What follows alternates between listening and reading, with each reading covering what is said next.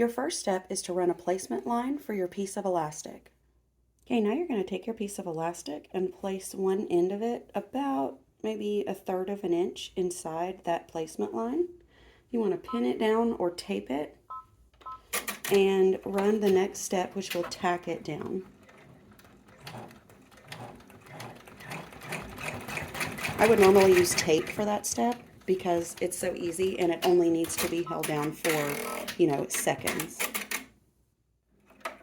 Next, your placement for your large piece of vinyl will stitch out.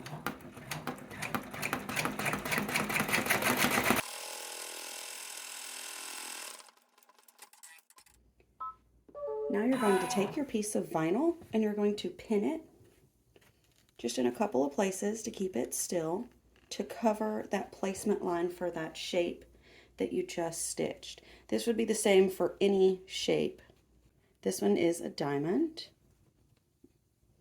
And the neon print vinyl that I have is actually from Sweet and Sassy Blanks. Got it at Applique Getaway just last week, July 2023. So now you're going to, once you have your fabric, your vinyl pinned down where you'd like for it to go, you're going to stitch the design on the front or anything that you may have added. Could be a name, a monogram. If it's nothing, then just move on. I have added my monogram to this design, so I'm going to go ahead and stitch that now.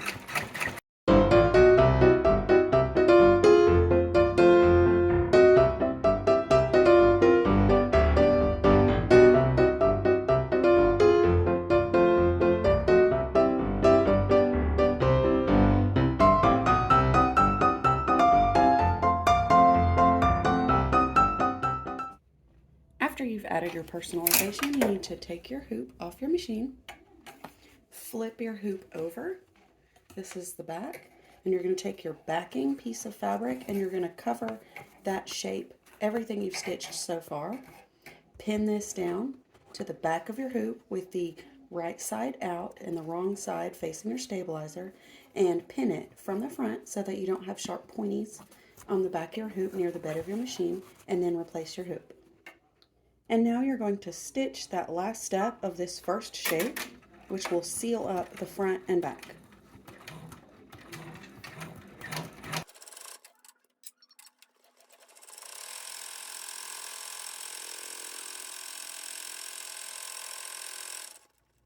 Now you're going to remove all the pins from your project, and you need to get rid of this excess fabric at the top right of your project. Okay, you're about to utilize this spot right here, so you need to trim the top part, the top right of your project in the front and the back. On the back it's going to be the left because it's a mirror. So here is the front of my project, trimmed to save this space, and here is the back. This is the top right of the front of my project. So I just trimmed that backing fabric out of the way. Next, you're going to run the placement for your next piece of elastic. This part of the project is very important because you need your elastic to be the right length to go around your can the right way. So what I want you to do is grab a measuring tape, place it at the right stitch of this shape, okay? Because that's where your elastic is tacked down. That's where it starts. You want 3.5 inches of elastic. So I'm going to grab my Sharpie. I'm going to measure 3.5 inches. You can pull it, just don't stretch it. But you can pull it just to make sure it's straight and somewhat taut, but you don't want to stretch it. Okay, and I made a little mark at 3.5 inches of my elastic. And here's what I'm going to do. I'm going to take this elastic and I'm going to place that mark on top of that placement line. Okay? And that's really the hardest part of this project, is just this little bit of measuring that you have to do to make sure it's the right length and the right size for your can. So I taped that piece down, and now I'm going to tack it down. Okay. After that's done, you can remove your tape, or you can just keep going and stitch the placement for the elastic shape for your tab. You'll get it when you see it. Okay. Okay, so now I'm going to remove my tape. I'm going to remove my tape. Now that elastic is stitched down there well. So I'm going to grab my small piece of vinyl that I had reserved for the tab, and I'm going to place it to cover that placement. Now there's nothing to personalize this tab with, so there's nothing to, quote, tack it down. So I'm going to put a pin in it, and then I'm going to remove my hoop, and I'm going to place a piece of cork, which is the same thing I used for the back of the first part. It doesn't have to be the same. You can use something different. And I'm going to pin that piece of cork from the front so that I don't have any sharp pokies near the bed of my machine.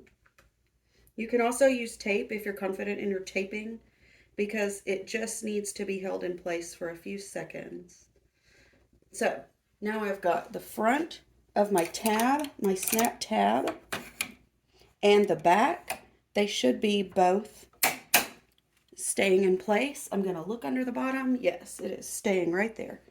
Now I'm going to stitch the last step of this project, which is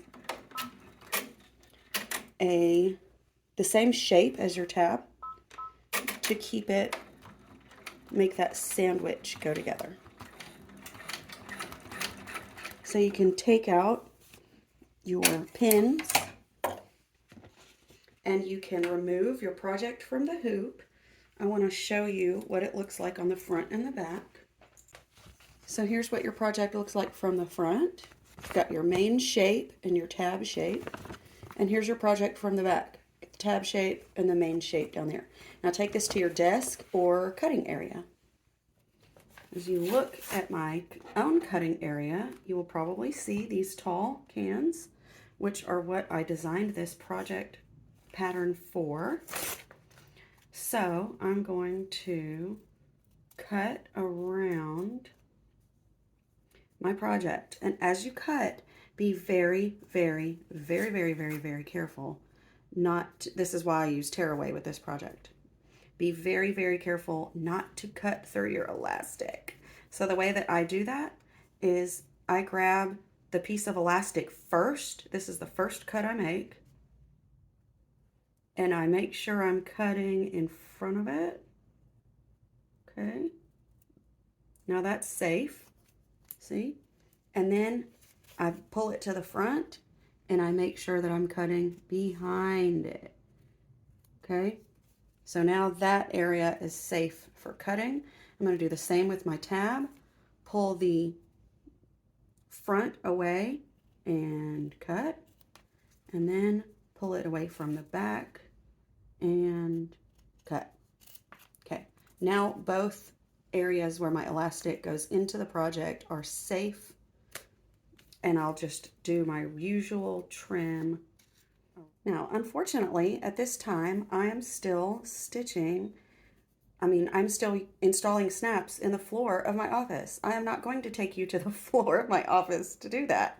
So what you're going to do is install one snap onto your snap tab and one snap in this side. When I publish this design, it will have a snap placement circle there. I just realized I don't have one. Future Melissa here, coming back with my snaps installed. So now you can see that I've got the front or the cap of the snap installed this way, the front of the project, and then for the tab, I put the cap on the back. This is so that when you wrap around your can, you do so like this, and then you snap. Now you can remember whose can is whose. You can find this and other great embroidery projects at designsbylittlebee.com. I will see you in the next video, and I'll chat with you in the group. Bye!